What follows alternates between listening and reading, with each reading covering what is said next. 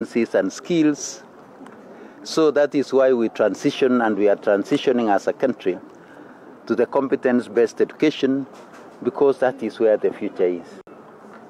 It is an age-appropriate education which is applied all over across the world. And therefore we wanted our children and all of us to be able to benefit in what is happening across the world. And that is why we wanted to build on the skills. As we are all aware, this country, our only critical resource is the human capital. We may not be having any other resource as much as we do with the human capital. And therefore, that is why we are trying to transform ourselves. That's why the President appointed the Presidential Working Party, so that it can assist us in ensuring that the implementation of the CPC is properly done. And I would want to assure all of us that we are on course. We are working very closely with Parliament to ensure that these recommendations, which will make a huge difference for our people, are implemented. So once again, coming back to the examination, it is always good that we allow our children to be children. Let's give them an opportunity to be who they are. And that is why in the competence-based education, we say we nurture every learner's potential. And every learner, therefore, has their own potential. So as even we start this examination this morning, let's not try to do anything that will disadvantage our children. Our children are prepared for the examination. I know our good teachers, you've done a good job. As a teacher myself, I always say that, God gave us an opportunity to be co-creators of our children, to be co-creators of human beings. Let's co-create them in the right way. Let's not take shortcuts.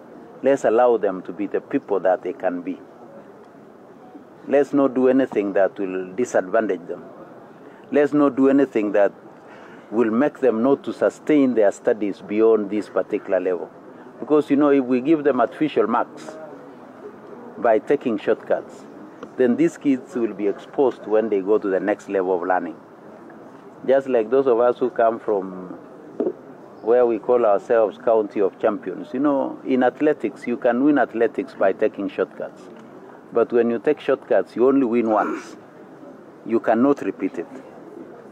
But when you take the pain of exercising, practicing, and run natural, you'll run for a longer time. Kipchoge always tells us that no human is limited. Our children have the all potential for the people that they can be. So let's give them an opportunity. Let's give them an opportunity to be as natural as they can be as they do their examination. Our brothers in the fourth estate, for the next 3-4 weeks, it will be a very tough time for us. Let's be partners in this exercise. Where you see anything that you think we need to know, please let us know.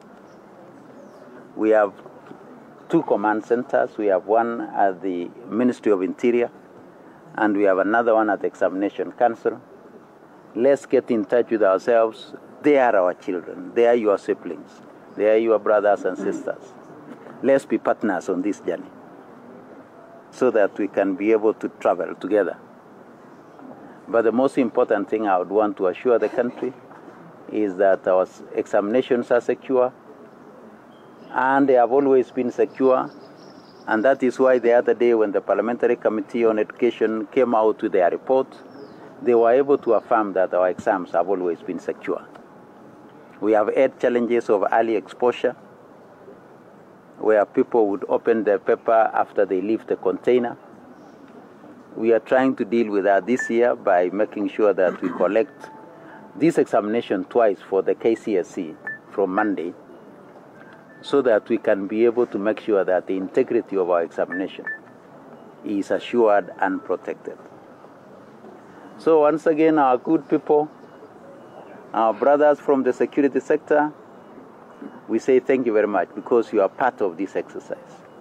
And you've always been our dedicated team in this particular exercise.